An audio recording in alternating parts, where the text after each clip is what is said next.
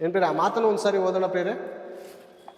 ಆ ಮಾತು ಇಬ್ರಿಯನ ಬರೆದ ಪತ್ರಿಕೆಯಲ್ಲಿ ಒಂದು ಅದ್ಭುತವಾದ ಮಾತು ಪ್ರೇರೆ. ಅದು ನಾನು ಅನೇಕ ಸಾರಿ ದೇವರಲ್ಲಿ ಬಂದು ಹೊಸದ್ರಲ್ಲಿ ಪ್ರೇರೆ ಎಲ್ಲ ದೇವ್ರ ಥರ ಇದು ಅಂದ್ಕೊಂಡು ಬಹಳ ಓವರ್ ಆ್ಯಕ್ಟಿಂಗ್ ಮಾಡ್ತಾಯಿದ್ದೆ ನಾನು ದೇವ್ರ ಹತ್ರ. ದೇವ್ರು ಹೊಡೆದ್ರು ಪ್ರೇರೆ, ಭಯಂಕರವಾಗಿ ಹೊಡೆದ್ರು ಪ್ರೇರೆ ನಾನು. ಯಾಕೆ ಹೊಡೆದ್ರು? ಪ್ರೀತಿ ಇರೋದಕ್ಕೆ. ನಮ್ಮ ಮಕ್ಕಳು ಪಾಪ ಮಾಡುವಾಗ ತಪ್ಪು ಮಾಡುವಾಗ ಹೇಳಿದ್ರು ನಾವು ಕೇಳಿದಾಗ ಯಾಕೆ ಹೊಡಿತೀವಿ? ಪ್ರೀತಿ ಇರೋದಕ್ಕೆ, ದ್ವೇಷ ಇರೋದಕ್ಕೆ. ದ್ವೇಷ ಇದ್ದರೆ ಏನು ಮಾಡ್ತೀವಿ? ಒಂದೇ ಏಟು ಹೊಡೆದು ಸಾಯಿಸಿ ಎಲ್ಲಾದರೂ ಹಾಕ್ತೀವಿ ಅಲ್ವಾ? ಪ್ರೀತಿ ಇರೋದಕ್ಕೇನು ಹೊಡೆದು ಬುದ್ಧಿ ಮಾತು ಹೇಳ್ತೀವಿ. ಯಾಕೆ? ನೆಕ್ಸ್ಟು ತಪ್ಪು ಮಾಡಬಾರ್ದು. ನೀನು ಪದೇ ಪದೇ ಹೇಳ್ತಾ ಇರ್ತೀವಿ. ಯಾಕಂದರೆ ನನ್ನ ಮಗ ತಪ್ಪಿಗಸ್ತನಾಗಿ ನಾನು ಮುಂದೆ ನಿಂತ್ಕೋಬಾರ್ದು. ಅವ್ನು ಕೇಳಿಸ್ಲಿಲ್ಲ ಅಂದರೆ ಮೂರು ಸಾರಿ ಹೇಳ್ತೀವಿ. ಅವನು ಅರ್ಥ ಮಾಡ್ಕೊಂಡು ನನ್ನ ಮಾತಿಗೆ ಸ್ಪಂದನೆ ಮಾಡ್ತಾ ಇರಲ್ಲ ಅಂತ ಪದೇ ಪದೇ ಹೇಳ್ತಾ ಇರ್ತೀವಿ. ಯಾಕೆ? ಪ್ರೇಮವಿರೋದಕ್ಕೆ, ಪ್ರೀತಿ ಇರೋದಕ್ಕೆ ಮಾತ್ರ ಅಲ್ವಾ? ನನಗೂ ಆತನ ಸಂಬಂಧ ಬೀದಿಲಿ ಓಡಾಡ್ತಾ ಇರ್ತೀವಿ. ಯಾರೋ ಲೋಫರ್ಸ್ಗಳ ಥರ ಬೀದಿಲಿ ಮಾನ ಮರ್ಯಾದೆ ಇಲ್ಲದೆ ಪಾರ್ಕ್ ಹತ್ರನೋ ಮತ್ತೊಂದು ಹತ್ರನೋ ಕೆಟ್ಟ ಕೆಲಸ ಮಾಡ್ತಾ ಇರ್ತಾರೆ, ಹೆಣ್ಣು ಹುಡುಗಿ ಗಂಡು ಹುಡುಗಿ. ಆ ಲೋಫರ್ಸ್ಗಳಿಗೆ ಹೋಗಿ ನಾವು ಏನೂ ಹೇಳಲ್ಲ. ಏನಪ್ಪ ಮಾನ ಮರ್ಯಾದೆಯಿಂದ ಬದುಕಿ 4 ಜನ ನೋಡಿದವ್ರು, ನಿಮ್ಮನ್ನು ನೋಡಿದ್ರು 4 ಜನ ಹಾಳಾಗೋಯ್ತವ್ರೆ, ನಮ್ಮ ಹೆಂಡತಿ ಮಕ್ಕಳು ನೋಡಿ ಬೀದಿ ಕರ್ಕೊ ಹೋಗ್ತಾ ಇದ್ದೀವಿ, ನಿಮ್ಮಂಥವ್ರು ನೀಚ ಬುದ್ಧಿ ನೋಡಿದ್ರೆ ಅವರು ಹಾಳಾಗುವಂಥ ಪರಿಸ್ಥಿತಿ ಇರ್ತದೆ ಅಂತ ಹೇಳಕ್ಕೆ ಹೋಗಲ್ಲ ಅಲ್ವಾ? ಇವಾಗ ಅವ್ರ ಜಾಗದಲ್ಲಿ ನಮ್ಮ ಮಕ್ಕಳಿದ್ರೆ ಏನು ಮಾಡ್ತೀವಿ? ಬುದ್ಧಿ ಮಾತು ಹೇಳ್ತೀವ? ಚಪ್ಪಲಿ ಎತ್ಕೊಂಡು ಹೊಡೆದವ್ರಿಗೂ ಕರ್ಕೊಬತ್ತೀವ? ನಮ್ಮನೆ ಹೆಣ್ಮಗು ಆಗಿದ್ರೆ? ಹೌದಾ? ನಮ್ಮ ಮಕ್ಕಳನ್ನ ನಾವು ಪ್ರೀತಿಸ್ತಾ ಇದ್ದೀವಿ. ಅವ್ರು ಎಲ್ಲಿ ಹೋಗ್ತಾ ಇದ್ದೀವಿ, ಎಲ್ಲಿ ಬರ್ತಾ ಇದ್ದಾರೆ ಅಂತ ನಾವು ಗಮನಿಸ್ತೀವ? ಸ್ಕೂಲ್ ಬಿಟ್ಟ ಕರೆಕ್ಟಾಗಿ ಸ್ಕೂಲ್ ಟೈಮಿಂಗ್ಸ್ ಇಷ್ಟು, ಬರೋದಕ್ಕೆ ಎಷ್ಟು ನಿಮಿಷ ಆಗುತ್ತೆ? ಒಂದು 5 ನಿಮಿಷ ಟ್ರಾಫಿಕ್ ಆದ್ರೂ ಇಷ್ಟು ಗಂಟೆ ಬಂದು ಸೇರಿರಬೇಕು ನನ್ನ ಮಗ ಇಷ್ಟು ಗಂಟೆ ಬಂದಿರಬೇಕಂತ ನಾವು ಗೆಸ್ ಮಾಡ್ತೀವ? ತಂದೆ ತಾಯಿ, ನಿಜವಾದ ತಂದೆ ಮಕ್ಕಳ ಮೇಲೆ ಪ್ರೀತಿ ಇದ್ದರೆ ತಂದೆ ತಾಯಿಗಳು ಗೆಸ್ ಮಾಡ್ತಾರೆ. ಓಕೆನಾ? ಈಗ ದೇವ್ರು ನಮ್ಮನ್ನು ಯಾಕೆ ಶಿಕ್ಷಿಸ್ತಾ ಇದ್ದಾರೆ ತಪ್ಪು ಮಾಡಿದಾಗ? ಆಲೋಚನೆ ಮಾಡೋಣ. ಇಬ್ರಿಯ ಬರೆದ ಪತ್ರಿಕೆ 12ನೇ ಅಧ್ಯಾಯ 5ನೇ ವಚನದಿಂದ, ಮಕ್ಕಳಿಗೆ ಹೇಳುವಂತೆ ನಿಮಗೆ ಹೇಳಿದ್ದ ಎಚ್ಚರಿಕೆಯ ಮಾತನ್ನು ಮರೆತು ಬಿಟ್ಟಿದ್ದೀರೋ? ಏನೆಂದರೆ, ಮಗನೇ, ಕರ್ತನ ಶಿಕ್ಷೆಯನ್ನು ತಾತ್ಸಾರ ಮಾಡಬೇಡ, ಕೇರ್ಲೆಸ್ ಮಾಡಬೇಡ. ಆತನು ನಿನ್ನನ್ನು ಗದರಿಸುವಾಗ ಬೇಸರಗೊಳ್ಳಬೇಡ. ಮಕ್ಕಳಿಗೆ ಬುದ್ಧಿ ಮಾತು ಹೇಳಿದಾಗ ಏನು ಮಾಡಬೇಕು? ಬೇಸರ ಮಾಡ್ಕೋಬೇಕಾ, ಸಂತೋಷ ಪಡಬೇಕಾ? ಎಂತಕ್ಕೆ ಹೇಳ್ತಾ ಇದೀವಿ ನಮ್ಮ ಮಕ್ಳಿಗೆ ನಾವು? ಪ್ರೇರೆ, ಇಂಥ ಕೆಲಸ ನೀನು ಮಾಡು, ಇಂಥ ಕೆಲಸ ಮಾಡಬಾರ್ದು ಅಂತ ಪ್ರೀತಿ ಇರೋದಕ್ಕೆ ಹೇಳ್ತಾ ಇದೀವ? ಅಥವಾ ನಾವು ಜೀವನನೂ ಕಳೆದಿಲ್ವ? ನಾವು ತಪ್ಪು ಮಾಡಿ ಶಿಕ್ಷೆ ಹೊಂದಿದ್ದೀವಿ, ಶಿಕ್ಷಿತರಾಗಿದ್ದೇವೆ. ಒಂದು ಕಾಲದಲ್ಲಿ ನಾವು ಸ್ಟೂಡೆಂಟ್ಗಳು, ಮೇಷ್ಟ್ರುಗಳು ಒದೆ ತಿಂದಿದ್ದೀವಿ. ಓಕೆನಾ? ಈಗ ನಾವು ಮೇಷ್ಟ್ರ ಸ್ಥಾನದಲ್ಲಿರುವಾಗ ನಮ್ಮ ಮಕ್ಕಳಿಗೆ ಯಾವ ಪಾಠ ಹೇಳ್ಕೋಬೇಕು? ನೀತಿಯ ಪಾಠ ಹೇಳ್ಬೇಕು. ಯಾಕಂದ್ರೆ ನಿನಗೆ ಏಟು ಬೀಳುತ್ತೆ. ನೀನು ಈ ಮಾರ್ಗದಲ್ಲಿ ಹೋದರೆ ಮಗನೇ ನಿನ್ಗೆ ಏಟು ಬೀಳುತ್ತೆ. ಜಾಗ್ರತೆ ಪಡು. ನೀನು ಸರಿಪಡಿಸ್ಕೊ ಮಗನೇ, ಹಿಂಗೆ ಮಾಡಬೇಡ, ಖಂಡಿತ ಪೆಟ್ಟು ಬೀಳುತ್ತೆ. ನಾನು ತಿಂದಿದ್ದೀನಿ, ನಾನು ಒದೆ ತಿಂದಿದ್ದೀನಿ. ಹೌದಲ್ವ? ಅದಕ್ಕೆ ದೇವ್ರು ಹೇಳ್ತಾರೆ, ಮಗನೇ, ಕರ್ತನ ಶಿಕ್ಷೆಯನ್ನು ತಾತ್ಸಾರ ಮಾಡಬೇಡ. ಆತನು ನಿನ್ನನ್ನು ಗದರಿಸುವಾಗ ಬೇಸರಗೊಳ್ಳಬೇಡ. ಗದರಿಸುವಾಗ ಏನು ಗದರಿಸ್ತಾರೆ? ನಮ್ಮ ಮಕ್ಕಳಂತಲ್ಲ ಅವ್ರು ಗದರಿಸೋದು.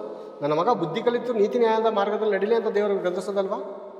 ಗದರಿಸೋದಂದರೆ ಅನೇಕ ರೋಗಗಳ ಮೂಲಕ, ಸಾಲಗಳ ಮೂಲಕ, ಅವಮಾನಗಳ ಮೂಲಕ ದೇವರು ನಮ್ಮನ್ನು ಗದರಿಸ್ತಾರೆ. ಆ ಶಿಕ್ಷೆಯನ್ನು ನಾವು ತಾತ್ಸಾರ ಮಾಡಬಾರ್ದು, ಬೇರೆ ಕೇರ್ಲೆಸ್ ಮಾಡಬಾರ್ದು.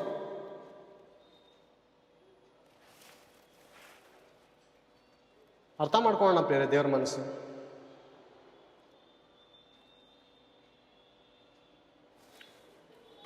ಕರ್ತನು ತಾನು ಪ್ರೀತಿಸುವವನನ್ನೇ ಶಿಕ್ಷಿಸುತ್ತಾನೆ, ತಾನು ಸೇರಿಸಿಕೊಳ್ಳುವ ಪ್ರತಿಯೊಬ್ಬ ಮಗನನ್ನು ಹೊಡೆಯುತ್ತಾನೆ. ಹೊಡೆಯುತ್ತಾರೆ. ನಮ್ಮ ಮಕ್ಕಳು ಭಯಂಕರವಾಗಿ ಬೇರೆ ಬೀದಿಲಿ ಆಟ ಆಡ್ತಾ ಇರ್ತಾರೆ. ಅನೇಕ ಸರಿ ಕರಿತಾ ಇರ್ತೀವಿ, ಬಾಪ ಟೈಮ್ ಆಯಿತು ಸ್ಕೂಲ್ಗೆ, ಬಾಪ ನಾಷ್ಟ ಮಾಡೋದಕ್ಕೆ ಟೈಮ್ ಆಯಿತು, ಬಾಪ ಟ್ಯೂಷನ್ ಹೋಗೋಕ್ಕೆ ಟೈಮ್ ಆಯಿತು. ಬಾರೋ ಅಂದರು, ಕೂಗಿದ್ರು. ಬರದೇ ಇದ್ದಾಗ ಏನು ಮಾಡ್ತೀವಿ? ಕೆಳಗಡೆ ಹೋಗಿ ಅಥವಾ ಪಕ್ಕದಲ್ಲಿ ಎಲ್ಲ ಆಡ್ತಾ ಹೋಗಿ ಕೈ ಹಿಡ್ಕೊಂಡು ಕರ್ಕೊಬಂದು ಮನೆ ಒಳಗಡೆ ಸೇರಿಸ್ಕೊಂಡು ಬಾಗ್ಲಾಗ್ತೀವಿ. ಏನು ಮಾಡ್ತೀವಿ? ಆಮೇಲೆ ಪ್ರೀತಿಯಿಂದ ಕರೆದೈತಾನೆ, ನನ್ನ ಮಗನೇ ನಿನಗೆ ಎಷ್ಟು ಸಾರಿ ಹೇಳೋದು? ಹೀಗೆ ಅಲ್ವಾ ಹೇಳೋದು? ಮಗನೇ, ಎಷ್ಟು ಸಾರಿ ಹೇಳಬೇಕು ನಿನಗೆ? ಪ್ರೀತಿಯಿಂದ ಕರೆದೈತಾನೆ, ಯಾಕೆ ಬರಲಿಲ್ಲ ಅಂದರೆ ನನ್ನ ಪ್ರೀತಿಗೆ ಬೆಲೆ ಇಲ್ವಾ ನಿನ್ನ ಹತ್ರ? ಅಮ್ಮ, ನನ್ನ ಪ್ರೀತಿಗೆ ಬೆಲೆ ಇಲ್ಲೇನಮ್ಮ ನಿನ್ನ ಹತ್ರ? ಕರೆದಾಗ ಮರ್ಯಾದೆಯಿಂದ ಬರಬೇಕು, ಮರ್ಯಾದೆಯಿಂದ ಕರೆದಾಗ ಮರ್ಯಾದೆ ಕೊಡಬೇಕು. ಯಾಕೆ ಬರಲಿಲ್ಲ? ಕೆಳಗಡೆ ಕೈ ಕರ್ಕೊಂಡು ಬಂದು ಬಾಗ್ಲಾಕ್ಬಿಟ್ಟು ಏನು ಮಾಡ್ತೀವಿ? ದೊಣ್ಣೆ ಎತ್ಕೊಂಡು ಭಯಂಕರ ಕೊಡ್ತೀವಿ, ಒಳಗಡೆ ಹಾಕೊಂಡು ಚೆನ್ನಾಗಿ ಕೊಡ್ತೀವಿ ಅವ್ರಿಗೆ ಅಲ್ವಾ? ಈಗ ದೇವರು ಪಾಪದಲ್ಲಿ ಬಿದ್ದಿದ್ದೇವೆ, ಲೋಕದಲ್ಲಿ ಬಿದ್ದಿದ್ದೇವೆ, ನಾಶನ ಮಾರ್ಗದಲ್ಲಿ ಜೀವಿಸ್ತಾ ಇದ್ದೇವೆ, ವ್ಯಭಿಚಾರದಲ್ಲಿ, ಹಾದರದಲ್ಲಿ, ಕಳ್ಳತನದಲ್ಲಿ, ಕೆಟ್ಟ ಕೆಟ್ಟ ಸಿನಿಮಾಗಳಲ್ಲಿ ಬಿದ್ದಿದ್ದೇವೆ. ಈಗ ದೇವ್ರು ಕರೆದ್ರು ನೀನು ಬರ್ತಾ ಇಲ್ಲ ಅಂದರೆ ಒಂದು ಮರ್ಯಾದೆಯಿಂದ ಕರ್ಕೊಬಂದದ್ದು ಒಂದು ವಿಷಯ, ಒಂದು ಮರ್ಯಾದೆಯಿಂದ ಕರ್ಕೊಬಂದು ರೂಮಲ್ಲಿ ಹಾಕೊಂಡು ಹೊಡೆಯೋದು ಅದೊಂದು. ಬರಲಿಲ್ಲ, ಅಲ್ಲೂ ಬರಲಿಲ್ಲ, ಅಲ್ಲಿಂದನೂ ಓಡೋದೆ ತಂದೆ ತಾಯಿನ ನೋಡಿಕೊಂಡು ಅಂತ ಅಂದರೆ ಅಲ್ಲೂ ಇಟ್ಟಾಡ್ಸ್ಕೊಂಡ್ಬಂದು ಹೊಡಿತಾರೆ ತಂದೆ ತಾಯಿಗಳು, ಅಥವಾ ಬೇರೆಯವ್ರ ಮೂಲಕ ಓಡಿಸ್ತಾರೆ, ಅಥವಾ ಪೊಲೀಸ್ ಕಂಪ್ಲೇಂಟ್ ಕೊಡ್ತಾರೆ. ಈ ಲೋಕದಲ್ಲಿ ನೋಡ್ತಾ ಇದ್ದೀವ, ಖಂಡಿತ ನಡೀತಾ ಇದೆ ಈ ವಿಷಯ. ಈಗ ದೇವರು ನಮಗೆ ದುಃಖವನ್ನು ಉಂಟು ಮಾಡ್ತಾ ಇದೆ ಅಂತಕ್ಕೆ ಅಂದರೆ ದೇವರೇ ದುಃಖ ಉಂಟು ಮಾಡ್ತಾ ಇದ್ದಾನೆ. ದೇವರು ಯಾಕೆ ಸೇರಿಸ್ಕೊತಾ ಇದ್ದಾರೆ ನಮ್ಮನ್ನು? ಮಗನೇ ಕರ್ತನ ಶಿಕ್ಷೆಯನ್ನು ತಾತ್ಸಾರ ಮಾಡಬೇಡ, ಆತನು ನಿನ್ನನ್ನು ಗದರಿಸುವಾಗ ಬೇಸರಗೊಳ್ಳಬೇಡ, ಕೋಪ ಮಾಡ್ಕೋಬೇಡ, ಬೇಸರ ಮಾಡ್ಕೋಬೇಡ. ದೇವರ ಆಜ್ಞೆಗಳನ್ನು ಕೈಗೊಂಡು ನಡೀಬೇಕಾದ್ರೆ ಭಯಂಕರ ಬೇಸರವಾಗುತ್ತೆ. ಕೇವಲ ಪ್ರಾರ್ಥನೆ ಮಾಡಿದ್ರೆ ಬೇಸರ ಆಗುತ್ತೆ ಪ್ರಿಯರೇ. ಅದಕ್ಕೆಲ್ಲ ದೇವ್ರ ವಾಕ್ಯ ಹೇಳ್ತಾರೆ, ನಮ್ಮ ಹೃದಯದಲ್ಲಿ ಯಾವ ಆಲೋಚನೆ ಓಡ್ತೈತೆ ಫಸ್ಟ್ ಇನ್ಫಾರ್ಮೇಷನ್ ದೇವ್ರ ಹತ್ರ ಹೋಗುತ್ತೆ. ಬೇಸರಗೊಳ್ಳದೆ ಪ್ರಾರ್ಥನೆ ಮಾಡಿರಿ, ಬೇಸರ ಮಾಡ್ಕೋಬೇಡ. ಕರ್ತನ ನಿನ್ನನ್ನು ಗದರಿಸುವಾಗ ಶಿಕ್ಷೆಯನ್ನು ತಾತ್ಸಾರ ಮಾಡಬೇಡ, ಆತನು ನಿನ್ನನ್ನು ಗದರಿಸುವಾಗ ಬೇಸರಗೊಳ್ಳಬೇಡ. ಟೀಚರ್ಗಳು ಪ್ರೇರೆ ನಮಗೇನು ಅನ್ನ ಹಾಕ್ತಾರಾ, ನಮಗೇನು ಬಟ್ಟೆ ಕೊಡ್ತಾರಾ, ನಮಗೇನು ಉಚಿತವಾಗಿ ಏನಾದರೂ ನಮಗೆಲ್ಲರೂ ಕರ್ಕೊಯ್ತಾರಾ? ಎಲ್ಲದಕ್ಕೂ ಹಣ ಅಂತ ತಗೋತಾ ಇದೆ. ಇವರೇ ನಿನಗೆ ಪಾಠ ಮಾಡ್ಕೊಳ್ದೆ ಹೋದಾಗ ಹೊಡೆಯುವಂಥ ಅಧಿಕಾರ ಇವ್ರಿಗಿದ್ರೆ, ಬರೋ ಹಾಗೆ ಹೊಡೆಯುವಂಥ ಅಧಿಕಾರ ಇವ್ರಿಗಿದ್ರೆ ದೇವರಿಗಿಲ್ವಾ? ಈ ದೇವರಿಗಿಲ್ವಾ? ಏನು ಬೇರೆ ಲೋಕ ಕೊಟ್ಟಿದ್ದಾರೆ, ಲೋಕದಲ್ಲಿರುವಂಥ ಸರ್ವ ವಸ್ತುಗಳು ದೇವರದೇ. ಹಣ್ಣು ದೇವರದು, ಕಾಯಿ ದೇವರದು, ಮಾಂಸಗಳು ದೇವ್ರದು, ಎಲ್ಲ ದೇವರು ನಮ್ಮ ಪಾದದಲ್ಲಿ ಇಟ್ಟಿರುವಾಗ ದೇವರು ನಮ್ಮನ್ನು ಶಿಕ್ಷಿಸಬಾರ್ದ? ಶಿಕ್ಷಿಸ್ಬೇಕು ಬಿಡುತ್ತೆ. ಎಂತಕ್ಕೆ? ನಾವು ಒಳ್ಳೆ ಮಕ್ಕಳಾಗಿ ಬದುಕಬೇಕನ್ನೋಂಥ ಒಂದೇ ಒಂದು ಕಾರಣಕ್ಕೆ ದೇವ್ರು ಶಿಕ್ಷಿಸ್ತಾರೆ ಹೊರತು ನಮ್ಮ ಮೇಲೆ ದ್ವೇಷ ಇಲ್ಲ ಪ್ರೇರೆ. ನಮ್ಮ ಮೇಲೆ ಕೋಪವೋ ದ್ವೇಷವೋ ಇದ್ದಿದ್ರೆ ಒಂದೇ ಒಂದು ಏಟಿಗೆ ದೇವ್ರು ಯಾವತ್ತೂ ಕೊಂದಾಗ್ತಾ ಇದ್ದ ನಮ್ಮನ್ನ, ಅಥವಾ ಈ ಭೂಮಿಗೆ ಬರೋದಕ್ಕೆ ಬಿಡ್ತಾ ಇರಲಿಲ್ಲ ಬಿಡಿ ಅಲ್ವಾ? ಎಷ್ಟೋ ಆಕ್ಸಿಡೆಂಟಿಂದ ತಪ್ಪಿಸ್ತಾರೆ, ಎಷ್ಟು ಭಯಂಕರವಾದಂಥ ಜಗಳಗಳಲ್ಲಿ ಗಲಾಟೆಗಳಲ್ಲಿ ಇದ್ದುವಾಗ ನಮ್ಮ ಪ್ರಾಣಗಳನ್ನು ಉಳಿಸ್ತಾರೆ. ಒಳ್ಳೆ ಬುದ್ಧಿಲಿ ನಡಿಯಪ್ಪ, ಒಳ್ಳೆ ಮಾರ್ಗನ ಕಲಿಯಪ್ಪ ಅಂತ ಅಲ್ವಾ? ಮತ್ತು ಕ್ರೈಸ್ತರಿಗೆ ಅನೇಕ ಕಷ್ಟ ನಷ್ಟಗಳು ಯಾಕೆ ಬರ್ತವೆ ಬೇರೆ? ಒಂದು ದಿವಸ ಸಮಾಧಾನ ಪಡಿತೀರ ನೀವು. ಅದೇ ಹೇಳುತ್ತೆ ದೇವ್ರ ವಾಕ್ಯ. ದೇವ್ರ ವಾಕ್ಯ ಏನು ಹೇಳ್ತೇಳಿ? ಅದೇ ಹೇಳ್ತಾ ಇದೆಯಲ್ಲ ಬೇರೆ. ಯೋಹಾನನು ಬರೆದ ಸ್ವಾರ್ತೆ ಒಂದ್ಸಾರಿ ತೆಗೆದು ನೋಡೋಣ. ಯೋಹಾನನು ಬರೆದ ಎಂಥ ಮಾತುಗಳು ಪ್ರೇರೆ, ನಿಜವಾಲು ಎಂಥ ಮಾತುಗಳು ಪ್ರೇರೆ ಇದು. ಮನುಷ್ಯನ ಅಂತರಂಗದಲ್ಲಿ ಓಡಾಡುವಂಥ ಒಂದೊಂದು ಆಲೋಚನೆಗಳು, ಪ್ರಪಂಚದಲ್ಲಿ ನಡೀತಾ ಇರುವಂಥ ಸನ್ನಿವೇಶಕ್ಕೆ ತಕ್ಕ ಹಾಗೆ ವಾಕ್ಯಗಳಿದೆ. ಅಂದರೆ ಹೀಗೆ ಬರೆಸಿ ಕಳಿಸಿದ್ದಾರೆ ಅನ್ನೋ ರೀತಿಲಿದೆ ಪ್ರೇರೆ. ಈ ಸನ್ನಿವೇಶಕ್ಕೆ ತಕ್ಕ ಹಾಗೆ ಈ ದಿನನೇ ಬರೆದು ಕಳಿಸಿದ್ದಾರೆ ಅನ್ನೋ ರೀತಿಲಿದೆ. ಅದಕ್ಕೆ ದೇವರ ವಾಕ್ಯ ಜೀವಂತ, ಅಂದಿಗೂ ಜೀವಂತ್ಯ, ಎಂದಿಗೂ ಜೀವಂತ್ಯ, ಎಂದೆಂದಿಗೂ ಜೀವಂತ. ನಾವು ಸತ್ತರೂ ವಾಕ್ಯಕ್ಕೆ ಸಾವಿಲ್ಲ. ಭೂಮಿ ಆಕಾಶಗಳು ಅಳಿದು ಹೋದವು, ನನ್ನ ವಾಕ್ಯದಲ್ಲಿರುವಂಥ ಒಂದೇ ಸೊನ್ನೆಯ ಗುಡಿಸಾದರೂ ನೆರವೇರದ ಹೊತ್ತು ಅದು ಅಳಿಸಲ್ಪಡುವುದಿಲ್ಲ. ಯೋಹಾನನು ಬರೆದ ಸುವಾರ್ತೆ 16ನೇ ಅಧ್ಯಾಯ 20ನೇ ವಚನ. ಪ್ರಪಂಚ ಯಾವ ರೀತಿ ಇದೆ, ಈ ದಿನ ದೇವರ ಮಕ್ಕಳಿಗೆ ಯಾವ ರೀತಿಯಾದಂಥ ಪರಿಸ್ಥಿತಿಗಳಿದೆ ಅಂತ ಆಲೋಚನೆ ಮಾಡೋಣ ಈ ವಾಕ್ಯದಲ್ಲಿ. ನಿಮಗೆ ನಿಜ ನಿಜವಾಗಿ ಹೇಳುತ್ತೇನೆ, ನೀವು ಅಳುತ್ತಾ ಗೋಳಾಡುತ್ತಾ ಇರುವಿರಿ. ನೀವು ಅಳುತ್ತಾ ಗೋಳಾಡುತ್ತಾ ಇರುವಿರಿ, ಆದರೆ ಲೋಕವು ಸಂತೋಷಿಸುವುದು. ಲೋಕ ಸಂತೋಷ ಪಡ್ತಾ ಇದೆಯಾ? ನಿಜವಾದ ಕ್ರೈಸ್ತನು ಅಳುತ್ತಾ ದುಃಖ ಪಡುತ್ತಾ ಇರ್ತಾರಂಥ ಪರಿಸ್ಥಿತಿಯಲ್ಲಿ ಇರುತ್ತೆ. ಅನೇಕ ಇಕ್ಕಟ್ಟುಗಳ ಮಧ್ಯದಲ್ಲಿ ಹಾದು ಹೋಗ್ತಾ ಇರ್ತಾನೆ. ನಿಜವಾದ ದೇವ ಭಕ್ತನು ಹಣಕಾಸಿನ ಸಮಸ್ಯೆಗಳಿರುತ್ತೆ, ಸಾಲದ ಸಮಸ್ಯೆಗಳಿರುತ್ತೆ, ರೋಗದ ಸಮಸ್ಯೆಗಳಿರುತ್ತೆ, ಮನೆಯಲ್ಲಿ ಕುಟುಂಬದಲ್ಲಿ ನಂಬಿರಲ್ಲ ಅನೇಕರು, ಇವ್ರ ಮೂಲಕ ಟಾರ್ಚರ್. ಹೌದು ಪ್ರಿಯರೇ, ಅಳುತ್ತಾ ಗೋಳಾಡುತ್ತಾ ಇರುವಲ್ಲಿ, ಆದರೆ ಲೋಕವು ಸಂತೋಷಿಸುವುದು. ಲೋಕದಲ್ಲಿ ನೋಡ್ತಾ ಇದ್ದೀವ, ಹಬ್ಬ, ಜಾತ್ರೆ, ಎಲ್ಲರೂ ಎಂಜಾಯ್ ಆಗಿದ್ದಾರೆ ಅಲ್ವಾ? ಸಂತೋಷ ಏನು ಪ್ರಿಯರೇ, ಭಾನುವಾರ ಅನೇಕ ಹಬ್ಬಗಳು ನಡೆಯುವಾಗ ಅನೇಕ ಸಂತೋಷದಿಂದ ಹೆಂಡತಿ ಮಕ್ಕಳುಗಳು ಎಲ್ಲರೂ ಹೋಗ್ತಾ ಇರ್ತಾರೆ, ಬರ್ತಾ ಇರ್ತಾರೆ, ಟ್ರಿಪ್ಗಳು ಹೋಗ್ತಾ ಇರ್ತಾರೆ. ಅದನ್ನು ನೋಡುವಾಗ ಕ್ರೈಸ್ತರಾದಂಥ ನಮ್ಮ ಮನಸ್ಸಿನಲ್ಲಿ ಏನನ್ನಿಸ್ತದೆ ಅಂದರೆ, ಒಂದು ವೇಳೆ ಲೋಕದಲ್ಲೇ ಇರ್ತಾ ಇದ್ರೆ ಚೆನ್ನಾಗಿರ್ತಾಯಿತ್ತು ಅಲ್ವಾ? ಈ ಸಂತೋಷ ಮಿಸ್ ಮಾಡ್ಕೊಂಡೋ ಅನ್ನುವಂಥ ಆಲೋಚನೆ ಸೈತಾನ ನಮ್ಮ ಹೃದಯದಲ್ಲಿ ಆಗ್ತಾನೆ.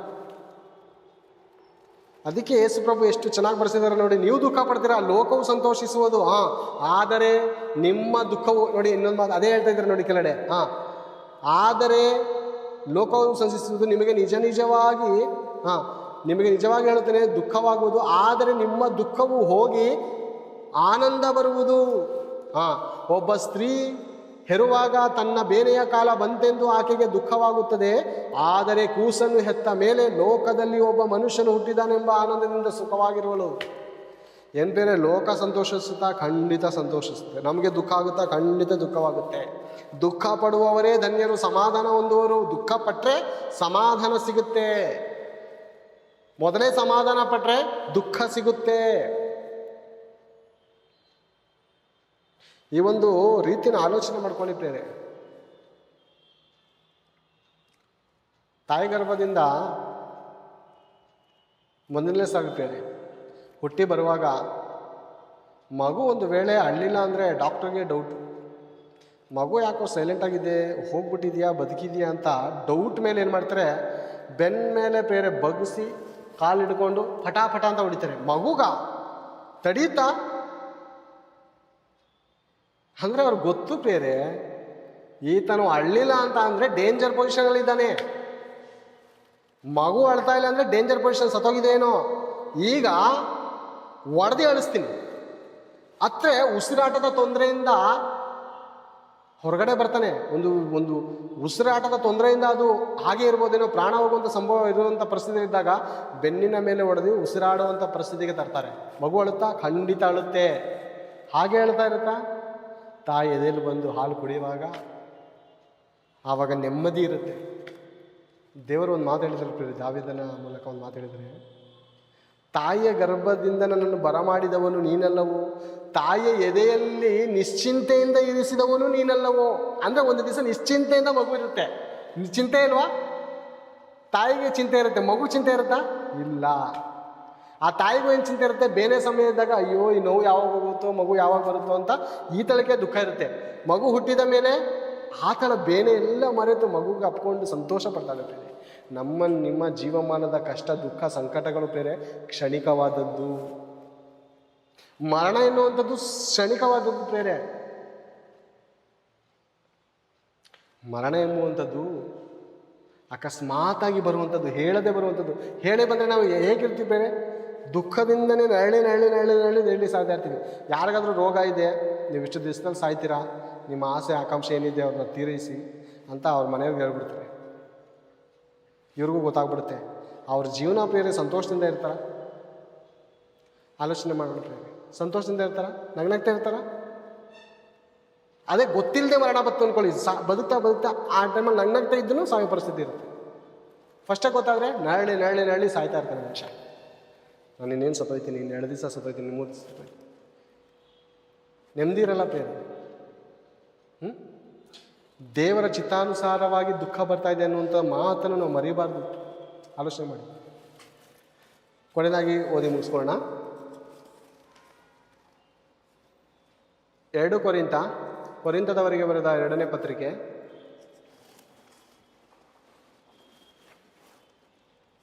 7ನೇ ಅಧ್ಯಾಯ 10ನೇ 11ನೇ ವಚನ.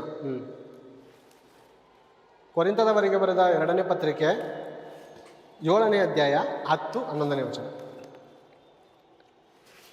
ದೇವರ ಚಿತ್ತಾನುಸಾರವಾಗಿರುವ ದುಃಖವು, ದೇವರ ಚಿತ್ತಾನುಸಾರವಾಗಿರುವ ದುಃಖವು, ದೇವರ ಚಿತ್ತಾನುಸಾರವಾಗಿರುವ ರೋಗವು, ದೇವರ ಚಿತ್ತಾನುಸಾರವಾಗಿರುವಂಥ ಸಾಲವು, ದೇವರ ಚಿತ್ತಾನುಸಾರವಾಗ ಇರುವ ಅವಮಾನವು, ದೇವರ ಚಿತ್ತಕ್ಕನುಸಾರವಾಗಿರುವಂತಹ ಸಾವು, ದೇವರ ಚಿತ್ತಕ್ಕನುಸಾರವಾಗಿರುವಂಥದ್ದು ಪ್ರೇರೆ ಕ್ರೈಸ್ತರ ಜೀವಿತದಲ್ಲಿ ಮಾತ್ರವಲ್ಲ, ಪ್ರಪಂಚದಲ್ಲಿ ಒಂದೊಂದು ವಿಷಯ ನಡಿಬೇಕಂದ್ರೂ ಬೇರೆ ಅನೇಕರು ಲೋಕದವ್ರು ಹೇಳ್ತಾರೆ. ಬೇರೆ ಲೋಕದವ್ರು ಗೊತ್ತು, ದೇವರ ಅಪ್ಪಣೆ ಇಲ್ಲದೆ ಒಂದು ಹುಲ್ಕಡ್ಡಿನೂ ಅಲ್ಲಾಡಲ್ಲ ಅಂತ.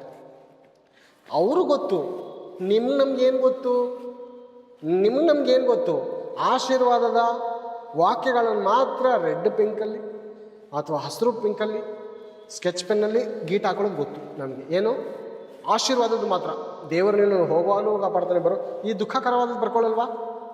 ಇದು ನಿಮಗೇನೆ, ಇದು ನಿಮಗೆ ಆಶೀರ್ವಾದ, ಅದಲ್ಲ ಆಶೀರ್ವಾದ. ಇದು ಪ್ರಿಯರೇ, ಇದು ಬಂದ ಮೇಲೆ ಅದು ಬರುತ್ತೆ, ಅದು ಬಂದ ಮೇಲೆ ಇದು ಬಂದರೆ ನಿಮ್ಗೆ ಗೊತ್ತಾಗಲ್ಲ. ಸಂತೋಷದಲ್ಲಿರುವಂಥ ಉಲ್ಲಾಸ ನಿಮ್ಗೆ ಗೊತ್ತಾಗಬೇಕಂದ್ರೆ ದುಃಖ ಗೊತ್ತಾಗಬೇಕು. ಹುಷಾರಿರಲ್ಲ, ಸೀರಿಯಸ್ ಆಗಿರ್ತಾರೆ, ಹಾಸ್ಪಿಟಲ್ ಅಡ್ಮಿಟ್ ಮಾಡ್ತಾರೆ, ಸೀರಿಯಸ್ ಆಗಿರ್ತಾರೆ ಇನ್ನೇನು ಪ್ರಾಣ ಹೋಯ್ತು ಅಂದಂಗಲೇ ಬದುಕು ಬಂದ್ಬಿಡ್ತಾರೆ. ಅವ್ರಿಗೋಗಿ ಕೇಳಿ